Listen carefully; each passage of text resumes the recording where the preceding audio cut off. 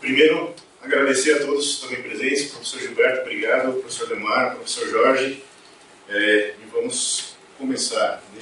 Pronto. Bom, pessoal, queria apresentar para vocês o trabalho Co-Design na E-Democracia, explicar um pouquinho da história desse projeto, como começou. Então, é um projeto que une vários assuntos, é interdisciplinar, é um projeto que une design, a parte de negócios e também a parte de direito.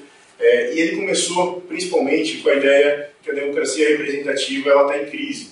A gente vê que a política hoje ela está um pouco distante dos cidadãos e as pessoas começaram a tentar justamente ir para as ruas, tentar mais voz, e elas estão tentando ferramentas para conseguir ter mais autonomia também na política. Então o que eu percebi é que existiam algumas ferramentas que poderiam ser úteis e como essas ferramentas poderiam ser usadas, né? Então, primeiro, eu queria mostrar aqui o tema justificativa, a questão da democracia, que a democracia ela vai muito além do que só eleger representantes na questão do voto, e sim, ela vai muito mais na participação do cidadão.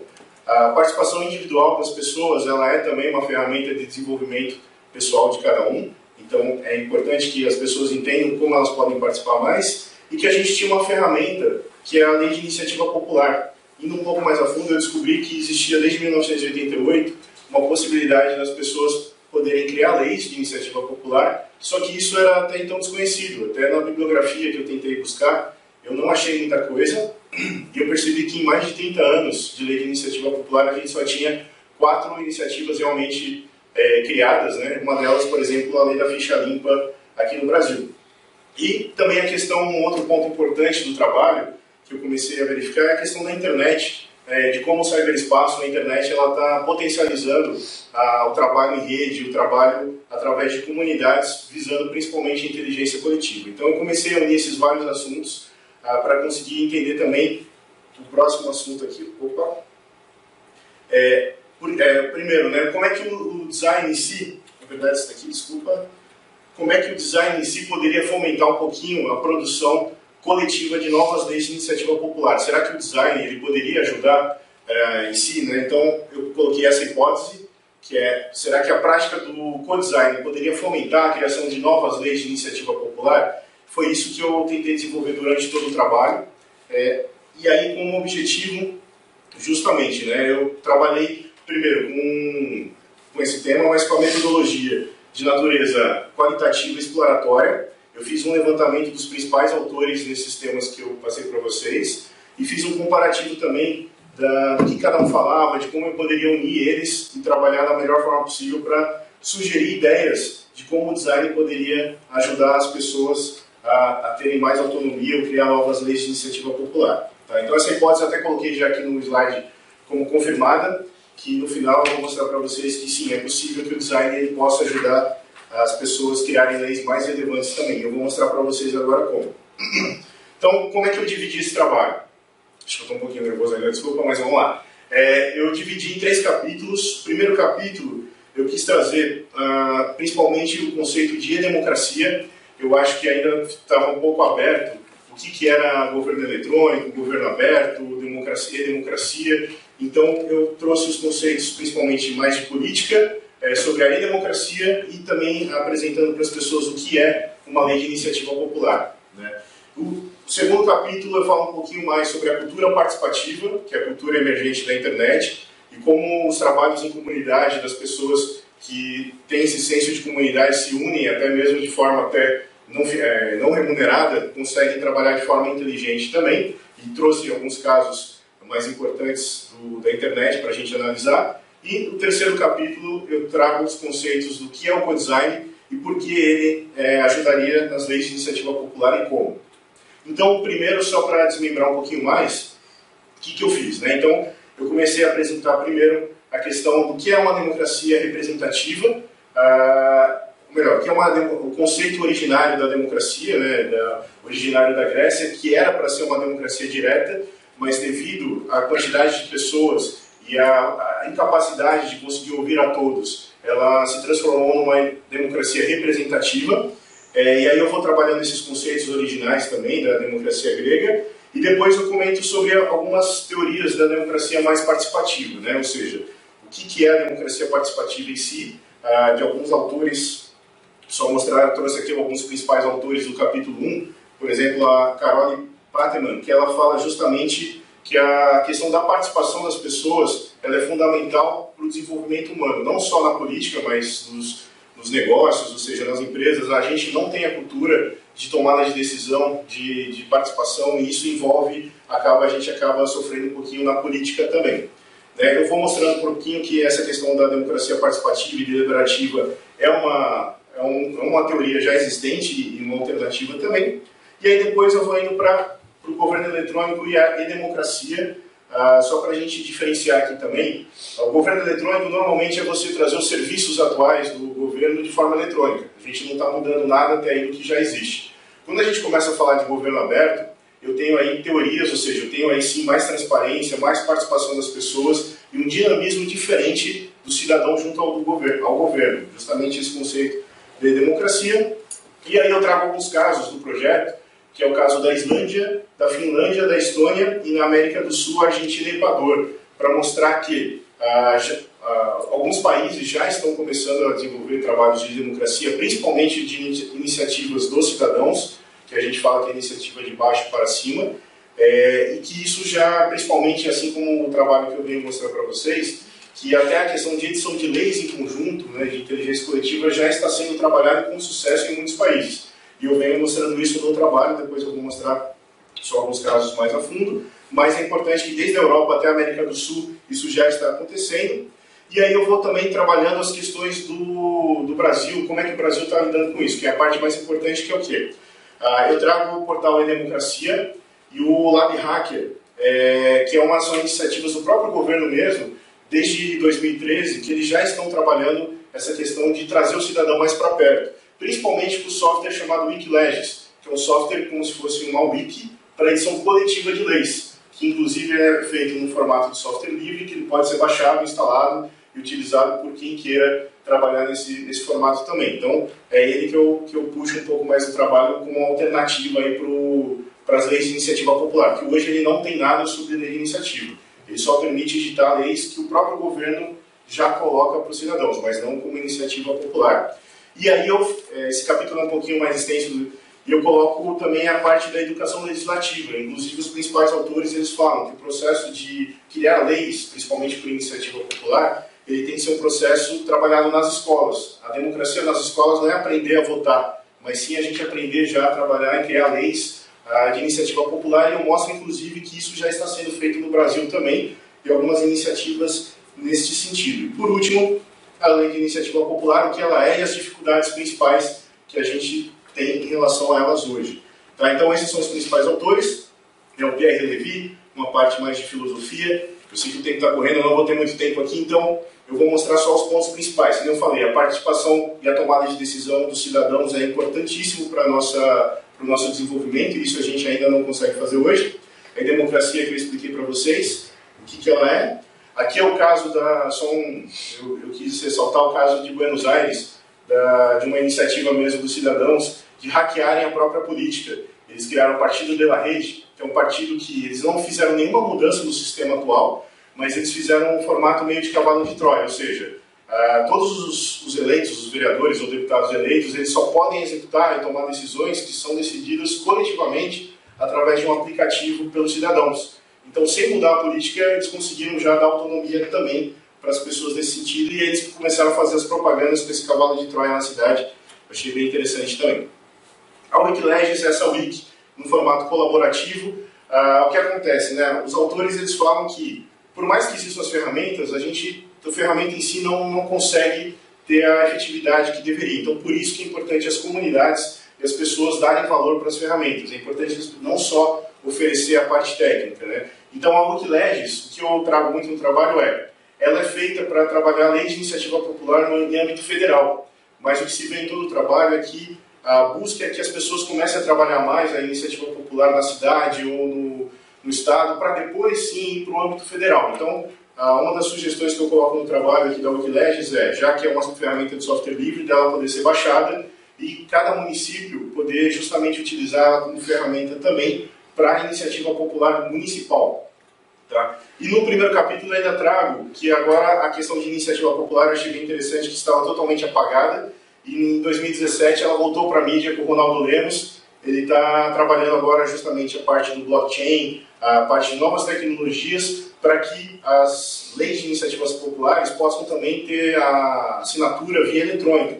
Só para explicar para todos, por exemplo, a lei de iniciativa popular até então, uma das grandes dificuldades dela é que ela tinha que ter assinatura em papel, e justamente o governo não tinha nem como contabilizar todas as assinaturas que os cidadãos conseguiam levantar. Tinha que ter pelo menos 1,5 milhão de assinaturas, 1% do eleitorado brasileiro, e pelo menos 5 estados no Brasil, para que uma lei pudesse pelo menos ser colocada como pauta de iniciativa popular. É só o primeiro passo da construção de uma lei. Não significa que ela vai ser aprovada ou vai dar continuidade, mas a iniciativa popular é aquela primeira sugestão, e nem isso a gente conseguia. E o Ronaldo Lemos esse ano, ou melhor, desde o final do ano passado para esse ano, ele está disponibilizando o aplicativo Mudamos, e justamente está trabalhando uma questão só das assinaturas eletrônicas, e não da construção da lei, que é onde eu trabalho aqui no projeto, que é uma parte diferente só da coleta das assinaturas. Tá?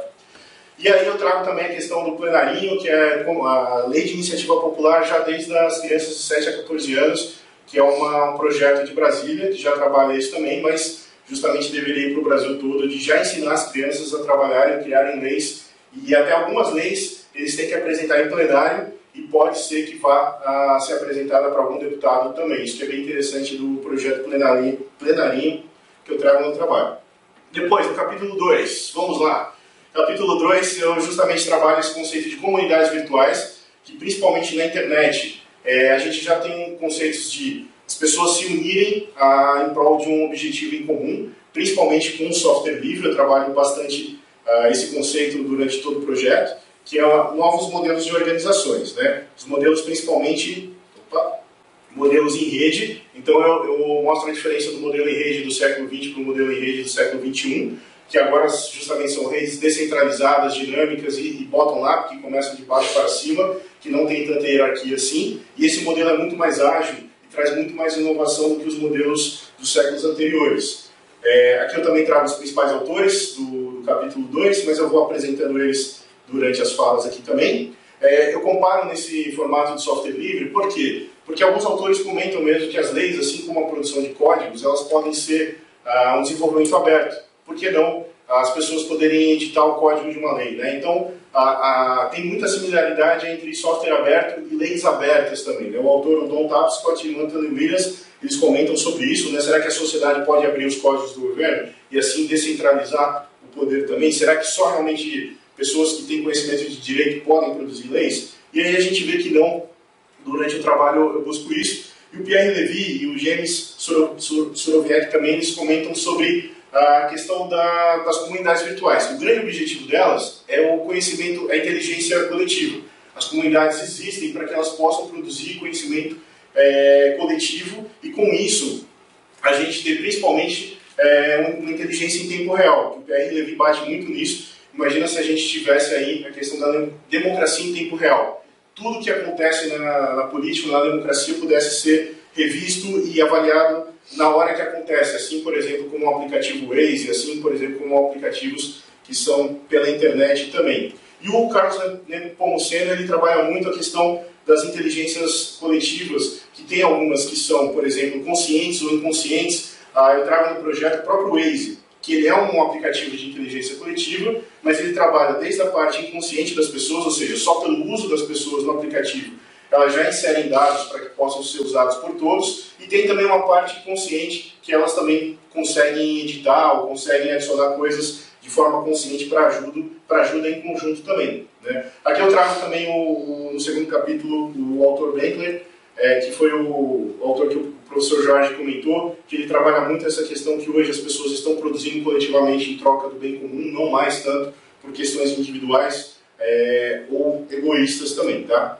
E eu trago no trabalho essa análise da Wikipedia, de boas práticas, né, justamente no software aberto. Não é um software fácil de criar, porque a gente não está falando de um software, está falando de uma comunidade. E eu trago as boas práticas das principais, como a Wikipedia, o que é a Wikipedia, como é que a Wikipedia conseguiu ter sucesso perante as outras também. Então a gente vê que uma das coisas principais é que o conflito é uma coisa positiva, que muitos autores falam que o conflito na discussão de leis não é interessante, mas a gente vê que é, para a inteligência coletiva, a heterogeneidade, ou seja, a diversidade de pessoas participando é importante também. E eu trago, por exemplo, a análise do GitHub para entender um repositório, por exemplo, de códigos de software aberto, como se fosse um repositório de leis, que os governos, alguns governos no mundo já estão usando plataformas de repositório de software para repositório de leis na produção legislativa. E aí eu comparo isso com o nosso Wikilegics, que é a ideia que eu queria que ele fosse aí justamente em um outro formato, tá? Trabalho também o conceito da comunidade Mozilla, que é uma comunidade muito forte na internet, que trabalha, por exemplo, o software Firefox e outros softwares que as pessoas se sentem parte de algo mesmo, ou seja, tem um manifesto muito forte. E eu mostro isso até como anexo do trabalho, qual que é esse manifesto, e as hierarquias dentro dessa comunidade, como é importante que isso esteja claro e transparente para que as pessoas possam produzir. Então, com isso, eu mostrei, né, o capítulo 1, a parte da democracia, o 2, as comunidades e as boas práticas, como seria, ou seja, o Wikilegics tem que ser mais do que um software, e sim uma comunidade, principalmente local, e a comunidade, trabalhando na questão geográfica, teria mais aderência em pessoas próximas. E no capítulo 3 é que eu entro na parte do co-design. Tá, mas como o co-design pode ajudar na construção dessas leis? E aí eu trago que justamente a gente começa aqui no trabalho que o designer ele mudou de papel, hoje ele tem o papel justamente de ajudar o usuário, de fazer essa integração, esse meio de campo, em vez de ele criar coisas para, ele criar coisas com as pessoas. Então as teorias do design participativo, elas não são novas, né? Eu coloquei aqui que o design participativo, as teorias começaram em 1960 e 1970, principalmente na Escandinávia, e com a ideia justamente de democratizar o acesso, ou seja, de compartilhar o acesso para as pessoas, e depois de 1980 que a metodologia entrou em vigor de forma mais ampla. Só que tem um problema na questão da teoria do design participativo, que é o quê? Nessa teoria, ela preza muito pela questão deixa eu ver aqui as falhas do design participativo. Que ela preza muito pela homogeneidade das pessoas, ou seja, ela não preza pela diversidade, ela preza principalmente por pouca diversidade cultural, porque eles entendem que se tiver pessoas muito diferentes trabalhando em conjunto, nada flui. Essa teoria, justamente, a gente percebe que começa a repetir os problemas da nossa democracia. Que é o quê? Poucas pessoas, se tiverem muitas, é melhor que sejam eleitos representantes dessas pessoas, para que elas consigam ter voz pelas outras, e era justamente isso que eu estou tentando justamente trabalhar e resolver na democracia. E aí que o co-design, ele vem para ajudar. Por quê? O design participativo, tendo esses problemas, ele tem que ter início, meio e fim, ele tem que ter equipes pequenas, ele tem que ter equipes que possam fluir muito bem o projeto. E o co-design, na verdade, ele já tem uma outra metodologia. Ele preza pela grande diversidade de pessoas, por pessoas até longe uma das outras também, com possibilidade de entrar em momentos diferentes do projeto, ou seja, é mais amplo, mais heterogêneo do que o design participativo, por isso que muitos autores até não conseguem trabalhar os dois conceitos muito bem, mas eu trabalho durante o projeto na diferença do que é design participativo para o co-design, que é um design em comunidade, principalmente colocando pessoas que não têm conhecimento técnico sobre o assunto, ou seja, pessoas, no nosso caso, pessoas carentes ou pessoas que não têm, às vezes, nem um primeiro grau completo. Será que essas pessoas não têm direito de produzir uma lei que possa resolver algo para ela? Então, o co-design ele é uma ferramenta de empoderamento do cidadão, que ele poderia trazer os problemas, né, das pessoas e mostrar a solução para eles mesmos. Então, no trabalho se fala que a melhor pessoa que pode resolver um problema é quem vive o problema.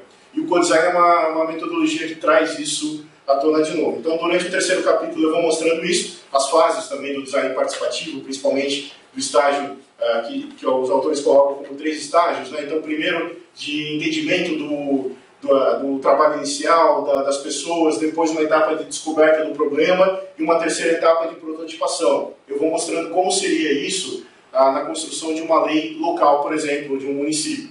Como seria o co-design aplicado nesse formato. E aí eu acho que o ponto mais importante do trabalho, outra coisa que eu avaliei também é que existe uma dificuldade muito grande entre trabalhar co-design em ferramentas virtuais. E eu trago isso também a alguns autores que falam que é possível alguma das etapas do co-design serem virtuais e principalmente na parte física trabalhar a parte de Fab Labs e Lan House também, que as Lan Houses perderam um pouco o sentido depois que a internet móvel se popularizou, mas hoje tem alguns projetos que já estão tentando transformar a Lan House em Fab Lab, e se transformar em Fab Lab, eu consigo trazer justamente para desenvolver leis dentro de Fab Labs, que aí vira um espaço físico de produção de lei, E por último, mostrando que a função do designer também nessa questão virtual é entender que os projetos que a gente tem conhecimento como projetos sociais, eles não são tão sociais assim. O conceito social é também trazer a participação do cidadão e a cultura dele para dentro do sistema. A gente vê que a maioria dos softwares sociais não trazem isso.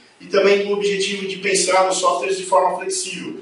Por quê? Porque eu não tenho como saber o final do software. Eu tenho que saber como ele vai ser criado passo a passo. Eu comparo isso com o jogo Minecraft, que justamente ele não tem um fim, ele não tem um formato exclusivo. O jogo cresce conforme a participação das pessoas. Então eu acredito que o software, principalmente para a edição de lei, ele tem que crescer conforme a própria participação do cidadão também.